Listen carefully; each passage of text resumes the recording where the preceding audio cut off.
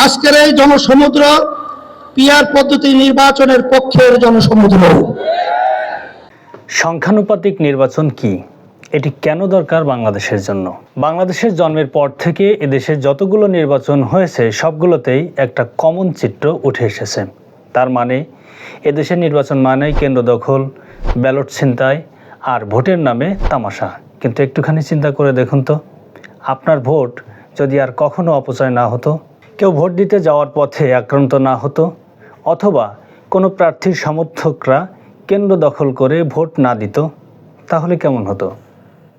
এমন একটি নির্বাচন পদ্ধতি বিশ্বের বিভিন্ন দেশে চালু রয়েছে যে পদ্ধতিতে ভোট হলে এগুলোর সম্ভাবনা একেবারেই থাকবে না বললেই চলে। কারণ এই পদ্ধতিতে নির্বাচন হলে মানুষের প্রার্থী দেখে ভোট দেওয়ার পরিবর্তে মার্কা ও দল দেখে ভোট দেয়। এই পদ্ধতিকে বলা হয় পিআর পদ্ধতি নির্বাচন বা সংখ্যানুপাতিক নির্বাচন পদ্ধতি।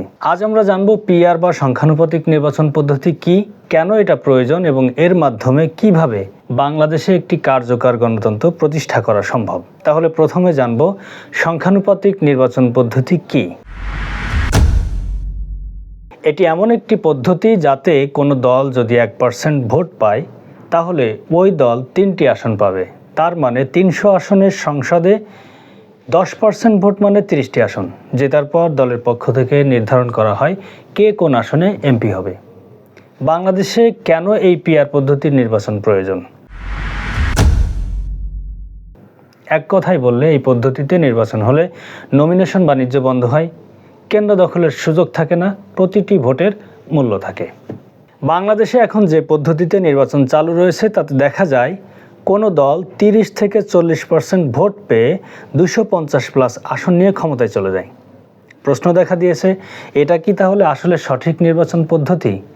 স্বাভাবিক দৃষ্টিকোণ থেকে দেখলে এটাকে ত্রুটিপূর্ণ নির্বাচন ব্যবস্থাই মনে হয়। তবে এর বিপরীতে পিআর পদ্ধতিতে নির্বাচন হলে এই 30 থেকে 40% যদি কোনো দল ভোট পায় তাহলে সে পাবে সর্বোচ্চ 100 থেকে 120 আসন। কথা হলো এই পিআর পদ্ধতির মাধ্যমে কিভাবে বাংলাদেশে একটি কার্যকর গণতন্ত্র প্রতিষ্ঠা করা সম্ভব। বাংলাদেশে এখন যে পদ্ধতিতে নির্বাচন হয় তার বিপরীতে পিআর পদ্ধতিতে নির্বাচন হলে কোনো দলের একক আধিপত্য ভেঙে যাবে, সংসদ হবে ভারসাম্যপূর্ণ। এছাড়া বিভিন্ন রকম পরিবর্তন আসবে এই পদ্ধতিতে নির্বাচন হলে।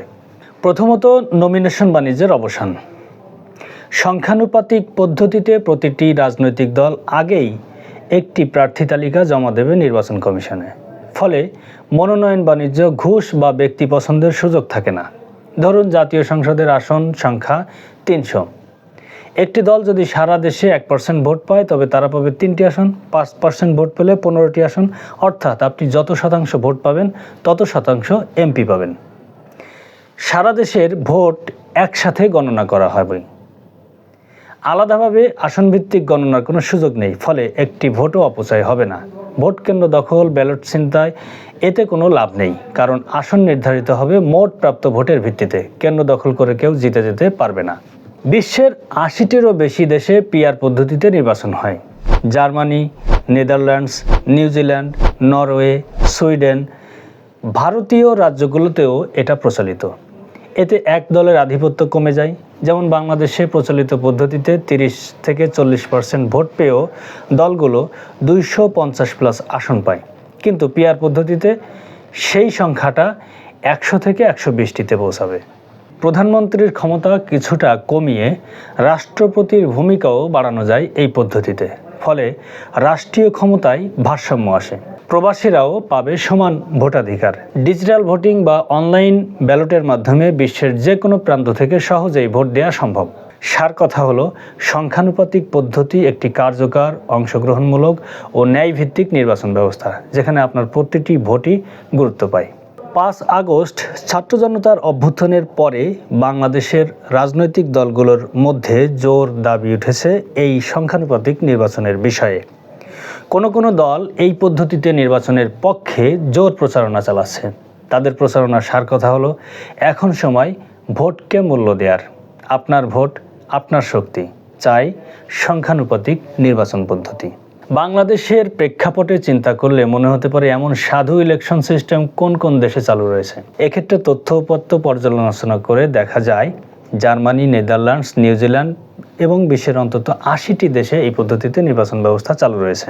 1990-এর দশক থেকে বাংলাদেশের বিভিন্ন বাম রাজনৈতিক দল ও জোট যেমন বাংলাদেশের কমিউনিস্ট পার্টি, সিপিবি, বাসদ ও সমাজতান্ত্রিক দলসমূহ সংখ্যানুপাতিক পদ্ধতিতে নির্বাচনের দাবি তোলে। তবে অতি সম্প্রতি ইসলামী আন্দোলন বাংলাদেশ ও জামাত ইসলামীর মতো ইসলামিক দলগুলো এই পিআর পদ্ধতিতে নির্বাচনের দাবিতে সরব হয়েছে। সর্বশেষ সোহরাওয়ার্দী উদ্যানে ইসলামী আন্দোলনের সমাবেশ থেকে এই পদ্ধতিতে নির্বাচনের জোরালো দাবি তোলা হয়। এতে ভোটের রাজনীতিতে নতুন সুরের সন্ধান পাওয়া যাচ্ছে। পিআর পদ্ধতিতে নির্বাচন আয়োজন করার কোনো বিকল্প নাই। আজকের এই জনসমুদ্র পিআর পদ্ধতি নির্বাচনের পক্ষের জনসমুদ্র।